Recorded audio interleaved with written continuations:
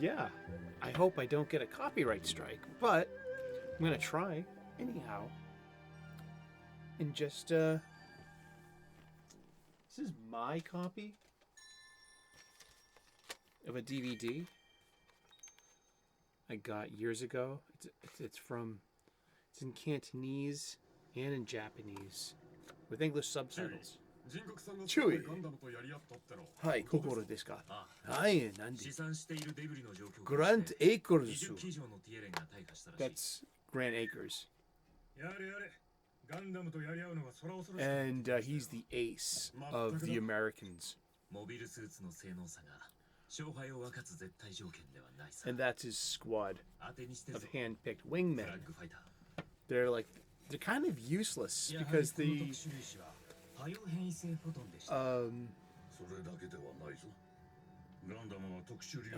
Billy Katagiri. Love him. He's awesome. He gets so angry. He's a nice guy, and he gets totally taken advantage of. And then he wants to build the suits to crush the Gundams in season 2. And he almost gets his revenge, and he realizes it's not worth it, and he'd rather love his friend instead. This is Gundam. This is Mobile Suit Gundam OO. This is my Gundam show. It's 2 seasons, 25 episodes each, 50 episodes altogether, about 25 hours worth of programming. Hi.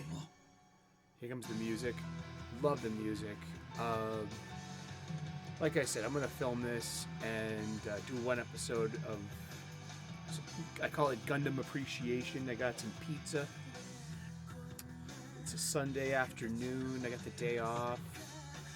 I'm chilling out at home, having a nice day. I'm watching one of my all-time favorite shows. We've also seen my Gundam unboxings, and I got a couple more coming in the mail too. I've just run out of room. I can't assemble them and display them, so I'm gonna save them for a rainy day. And maybe a brand new display case where I can show them off. And we got our 4 major characters, the Gundam Meisters. We've got Setsuna F-Sei. He's the melee fighter in the traditional blue-white with red and yellow trim. And then there's the green Gundam, which is the sniper. That's Lockon Stratos. He's Irish. He's from Ireland. I like him. Yeah, a lot. There's the orange Gundam, which is the variable fighter, which transforms into a bomber or a fighter plane. That's Hallelujah Haptism, who has a split personality, Hallelujah, who is evil. And he's a super soldier with quantum brainwaves. Hi. Curious. Then there's Tiaria Erde, who's a bit more than he lets on in season 1, and in season 2 it comes full circle on who his real nature really is. And he drives the tank, Virtue, which has a smaller Gundam underneath it called Nadle. And they all get new Gundams in season 2. There's a 4-year difference between season 1 and season 2. 4 years later lapse. Season 1 ends on such a downer. It's Empire Strikes Back worthy of cliffhanger. So many good guys die that it's so bleak that they really lose, and all is lost. And so we come back 4 years later, and the world's a little different. The 3 governments have united into one government, and the mobile suits that cannot compete with the Gundams, well, they found a way to compete with the Gundams, and so the playing field got leveled. And the real threat is being exposed, and it's just really deep. There's a lot of melodrama, and there's a lot of good battle scenes. There's a lot of great giant robot fights. 数十万機の探査装置と20機以上の低連を失った代償にしては少なすぎる。弁明のしようもありません。いかなる処分も受ける覚悟です。君を外すつもりはない。辞表も受け付けぬ。確かに本作戦は失敗した。There's a race of superhumans. I'm pretty sure that they're grown in vats too, like they're clones, and they're called Innoves. And I have to look that up. This is only the third time I've seen this show, fourth, and I'm still. It throws a lot of information at you. And there's a real. The innovator is going to be the one with the quantum brain waves that can actually be a human body that's evolved to take on spaceflight. Because, like, right now we're just, we're at a certain level in human development that we probably wouldn't be able to thrive in outer space. These quantum brainwaves make reaction time better. It's all the fictional shit, And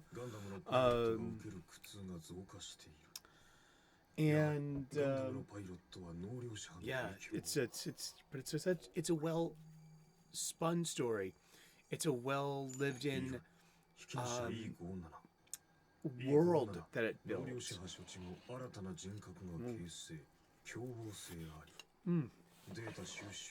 Pizza.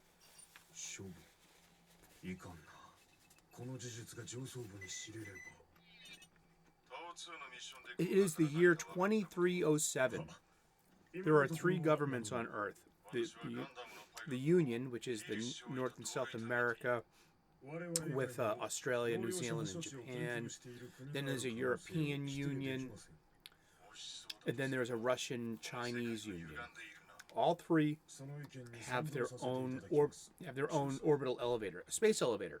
A space elevator is a really awesome sci-fi piece of technology. You can see that you have super strong materials. You build an elevator to the stars. You save a lot on chemical rockets, on pollution. You can basically have a train that goes up into orbit, and you can send things into higher orbits from those low orbits. Now you have this entire ring around Earth that is all solar panel collectors. The energy problems of Earth have been solved.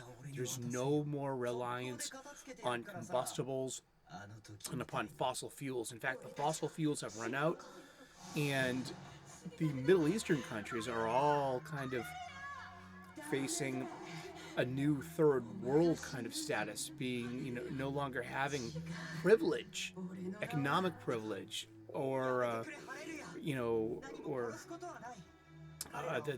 they have no more power, literally, because they can't contribute that precious resource. Power is now abundant. Power is in the hands of the 3 governments, and you have to be in good with any of these governments to get access to the power grid. So it's got many levels. It's good sci-fi, and it's also very relatable kind of anime fare.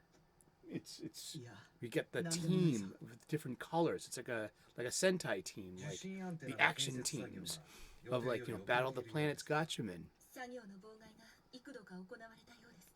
And there are just so many characters in this show.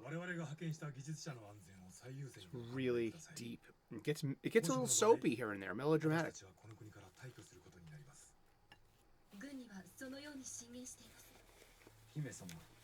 一度建設作業現場へ表敬訪問をなさってはいかがですか Lots of different relationships. Romantic relationships, parental relationships, mentor relationships, enemy-hero relationships. There were some great adversarial relationships. You say relationship one more time, Sully. Relationship. Yeah. Sorry. But,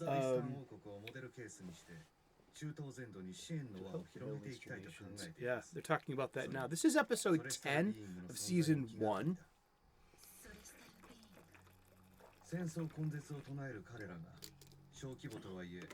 That's Alejandro Corner.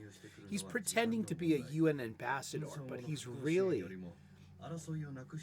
A celestial being operator. What is celestial being? Okay, so I already told you that there are 3 Earth governments. So each one has their own armored forces and their own mobile suits.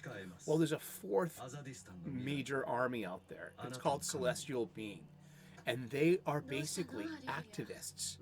They are a private army led with an ideology of Dr. Aeolia Shenberg, who believed in 3 things: that humanity needs to prepare to go out to the stars, and it's only going to be able to do that after war has been conquered, and that the Earth is united in one government. And so this is called Aeolia Shenberg's plans, and there's 3 parts to this plan. So seasons 1 and 2 act out the first 2 parts of it. The 3rd part of it is, it's called For the Dialogues That Are Yet to Come, and that's in the movie, the sequel movie called The Awakening of the Trailblazer, which is amazing because it's not an interpretation and adaptation of the show. It is literally the 3rd act of the story. It has closure. It has, well, we have all new suits again. We have a couple of years in between, but it finishes the story. Hear the music, hear the tone of the dialogue. Oh, that's Louise and her boyfriend Saji Crossroads, who's long suffering, and that's Luis's mother. They're from Germany. No, actually, no, they're from South America. But yeah, she's an exchange student living in Japan, and they're teenagers. They're in high school, and they're in love. And but this is a good story that follows through both seasons. Saji Crossroads, that's his sister, who's an investigative journalist for a major Tokyo newspaper. And there's so many characters and so many relationships in this show. It just keeps you busy, and it just fills the story with tension, because you have this relationship in peril, you have this thing going on. It's kind of like The Wire. If you've seen The Wire or The Sopranos, there's just a lot of little B stories that all just add up and up.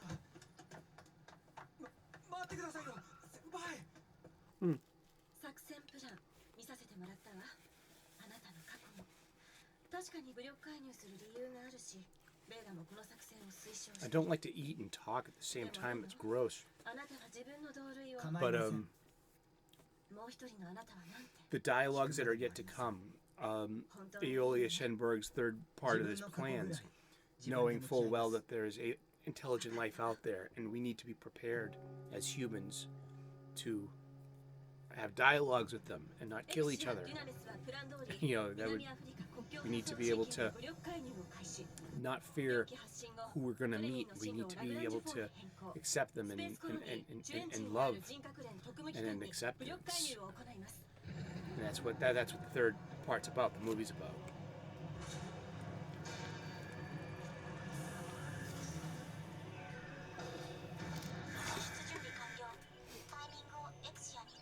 They have a ship, a mothership. Okay, Celestial Being, they have 4 Gundams. The 4 Gundam Meisters. The pilots of the Gundams. They also have a support squad. They also have resources. They have an entire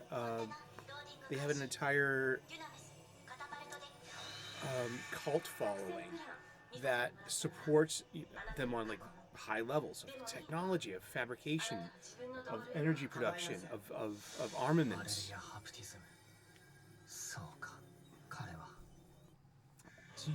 Thierry Erde is an innovator, and so he's deeply involved in the conspiracy parts of this. 口止めされているんですが、保証局の人は200年前に行方不明になった私の曽祖父のことを調べていました。どういう方だったのですか? It gives you an ear for Japanese too. I've been watching Japanese animation all my life, and I love the meter of the language. Nani? So no. You know, I might have just made sense there.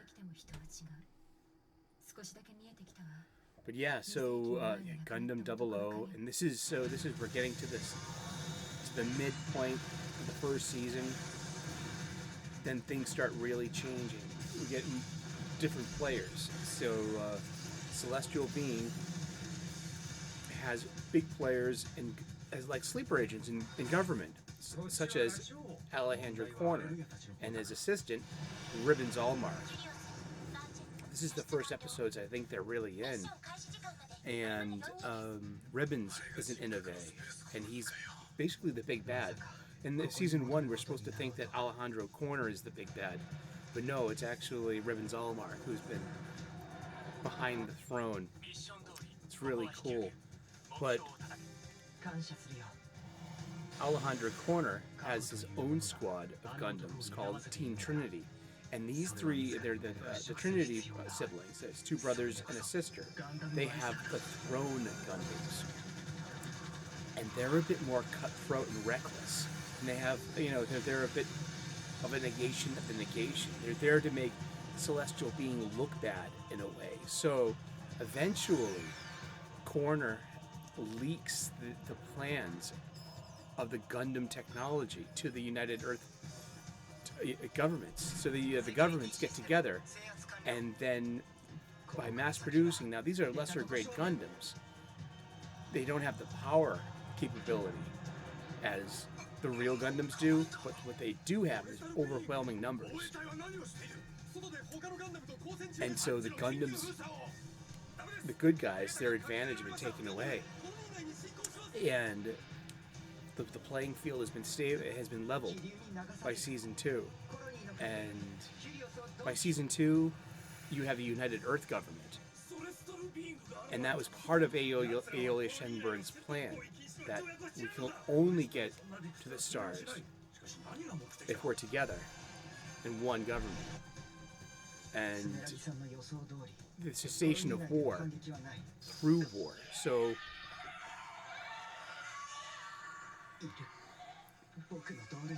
Alleluia Haptism. He's pretty much, he's got a split personality. He was developed as a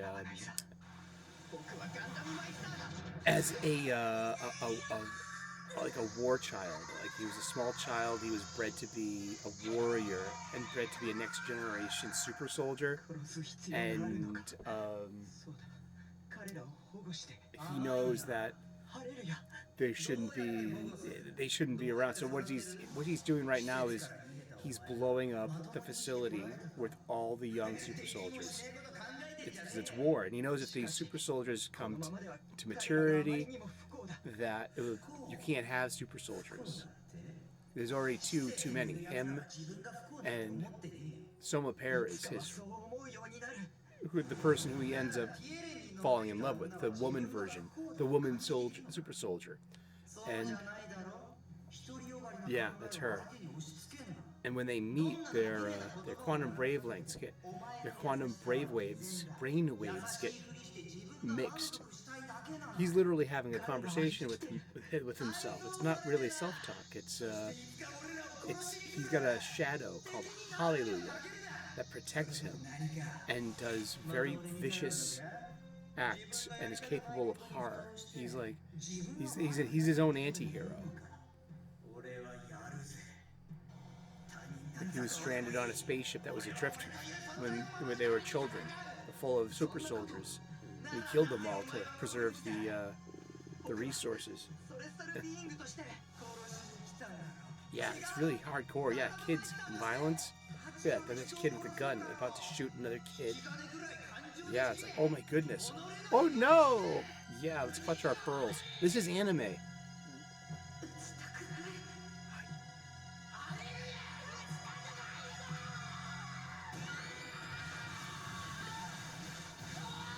I love the design of the space stations. It follows an old Gundam thing of the colonies. They're kind of circular, because you have everything on the inside of the cylinder, and the cylinder rotates, and that's how you get the illusion of gravity. It's my favorite Gundam because it's orange and it's a variable fighter. センサーがクリオスとバーチェを捕捉しました。ミッション終了。クリスティナ、手はず通りに徴兵機関の情報をマスコミにリークさせて。了解しました。 One of my favorite characters, she's the commander, she's the general. Her name is Sumeragi Lee Noriega, and she is the tactician and the captain of the Ptolemaios. The Ptolemaios is the mothership of the Gundams, and that's the Ptolemaios bridge crew. They basically lose half that bridge crew at the season 1 finale. It's just devastating. Like, you know, the final battle of season 1. It really is. It decimates the, you know, decimation is actually the wrong term. Decimation was a Roman punishment, meaning they were going to kill 1 out of every 10 people of a population as a punishment. So yeah, that's history.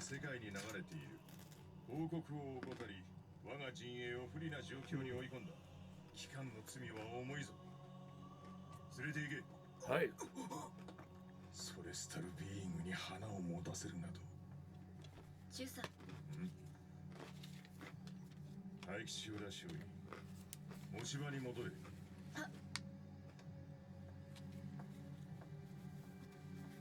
Ooh, ensign. She got demoted.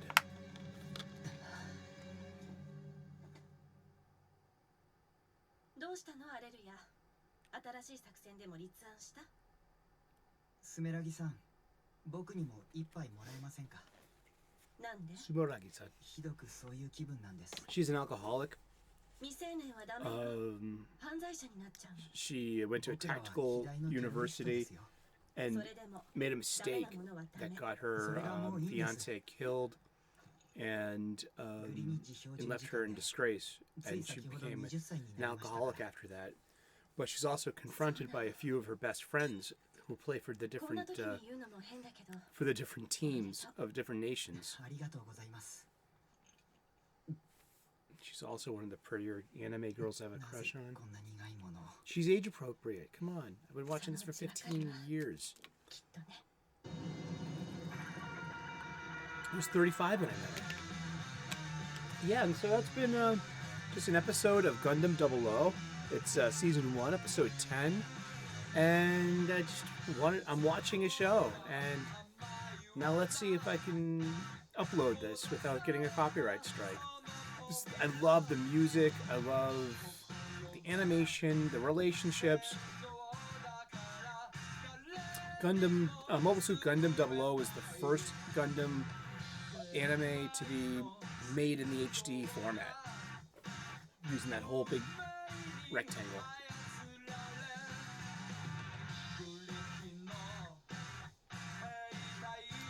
If this works, I'll end up doing one a week. Maybe I'll do another episode next Sunday. We're just gonna go through the show. It's how can you not spoil it? It's a 15-year-old show. I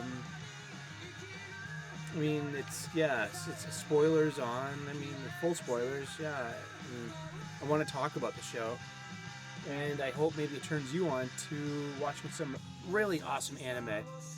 And thank you so much for tuning in. Like and subscribe. This has been Reverend Sully, the ordained minister, ordained minister of all things geeky, and the anti-pope and guru of Xanadu. Cool. Next episode. Animes like this. Next episode on Jikai.